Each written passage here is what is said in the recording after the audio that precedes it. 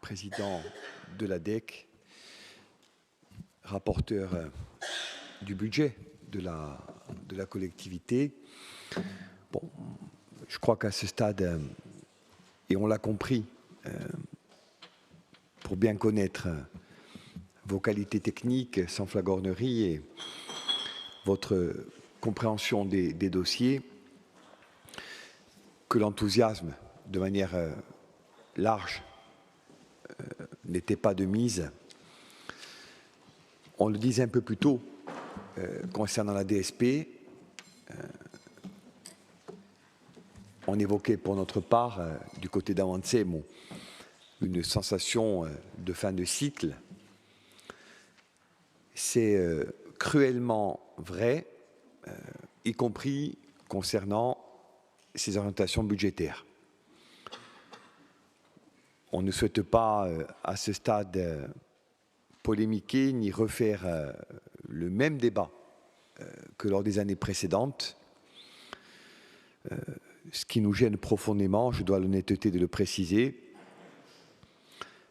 c'est que des choses demandées par notre groupe et par d'autres n'ont toujours pas été matérialisées.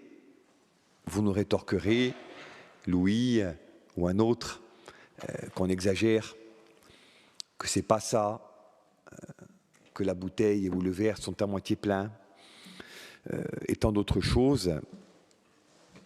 Moi, j'aimerais quand même, un court instant, et je sais que c'est possible, qu'on s'extrait de nos qualités respectives d'élus de la majorité et d'élus de l'opposition pour voir les choses factuellement, de manière froide et clinique, comme on en est capable. Nous, on vous avait dit modestement, avec d'autres, quelles étaient, au-delà des craintes ou des constats, nos propositions. On vous avait dit, notamment depuis la fusion, que Xavier vient d'évoquer, et laquelle, pour notre part, et bien sûr, nous étions très favorables, qu'il fallait regarder la question des dépenses de fonctionnement, et notamment des charges de personnel, de façon consolidée. Et en ce sens, réclamer un tableau des effectifs, incluant bien sûr l'ensemble des agents de la collectivité, mais également ceux des offices et agences avec, comme nous le faisons dans nos collectivités respectives, un début de visibilité sur les départs à la retraite, les non-remplacements possibles, pourquoi pas les indemnités volontaires de départ, etc. Bon. Nous ne l'avons pas fait, ou en tous les cas pas dans les termes que nous appelions de nos vœux. La difficulté, c'est que vous ne pouvez pas maîtriser vos dépenses de fonctionnement.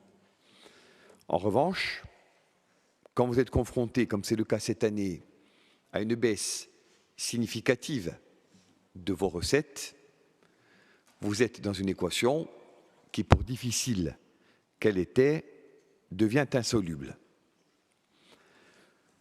Nous vous avions dit nous-mêmes, deuxièmement, qu'il fallait, et vous nous aviez renvoyé aux discussions avec l'État, expertiser, on en a souvent parlé ensemble, la possibilité de mobiliser l'épargne. On nous parle d'un dépassement. Encore récemment, on n'a pas d'outils pour l'évaluer, mais a priori, du montant régulièrement avancé de 9 à 10 milliards. Je sais qu'émettre des titres à un taux préférentiel n'est à ce stade pas chose possible, ou en tous les cas aisée, mais je crois qu'il convient, y compris, et pourquoi pas dans le cadre de nos discussions, d'objectiver cette possibilité et de la mettre en perspective. Ça n'a pas davantage été fait. nous avions dit, avec d'autres groupes, il nous faudrait reconstruire, Xavier, Georges, Paul Félix l'ont dit en des termes différents mais convergents, une PPI. Le paradoxe veut que nous en ayons voté une quand nous n'étions pas une collectivité unie, en 2016, et que nous n'ayons plus discuté aucune depuis que nous le sommes devenus. Beaucoup d'opérations qui ont été programmées à l'époque, effectivement, ne sont a priori pas engagées, et pire encore, et n'y voyez aucune allusion strictement locale, des opérations prévues sur lesquelles vous ne vous étiez pas privé de communiquer ont été reportées sine die et a priori abandonnées. Je citerai pour exemple l'ex-RD 368 qui dessert, je ne ferai pas de démagogie autour du sujet, le collège et le lycée de la ville dont je suis maire. Vous nous aviez dit, on en est au DCE, donc au dossier de consultation des entreprises, et on nous a dit un peu plus tard, on reporte et on n'a pas de date.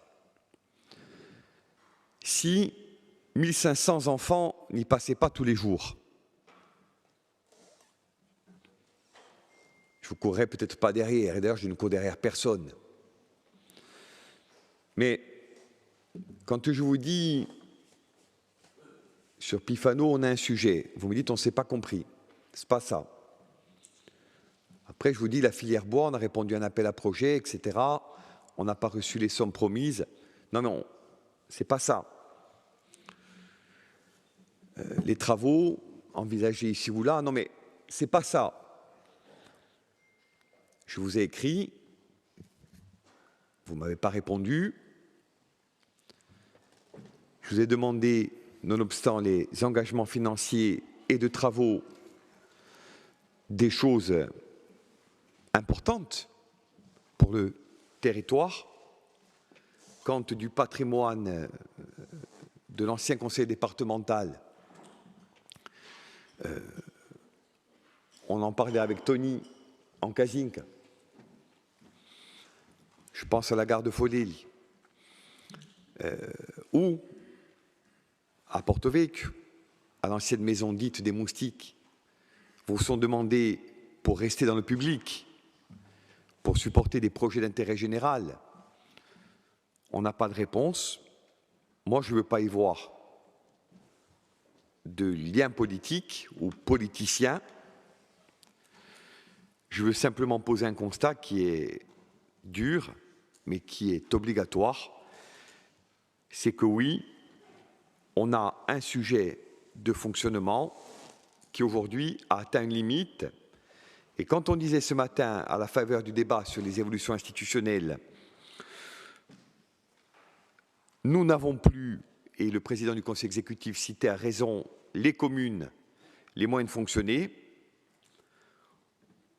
moi je vous dis, en tant que nationaliste corse, que si les communes n'ont pas toujours les moyens de fonctionner à cause de l'État,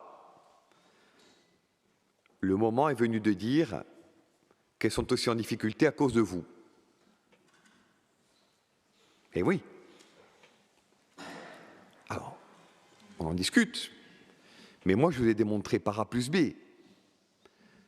Et la difficulté dans laquelle on est, j'en parle avec des tas d'élus, partout, qui me disent la partager.